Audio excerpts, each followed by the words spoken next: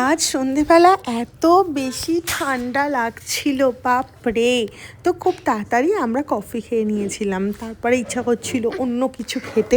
এমনিতেই সন্ধেবেলা না শীতকালে এটা সেটা খেতে ইচ্ছা করে।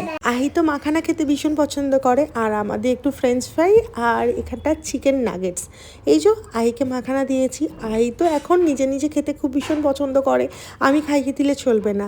তারপর নিজের মাখানাটা কমপ্লিট করে এখানে এসেছে মাম্মা কি বানিয়েছে সেটা দেখতে। আহি 2 বছরের তো হয়ে গেছে, ওকে আমি আমাদের সমস্ত খাবারই টেস্ট করতে দিই, কিন্তু বাইরের খাবারটা এখন একটু অ্যাভয়েডই করি।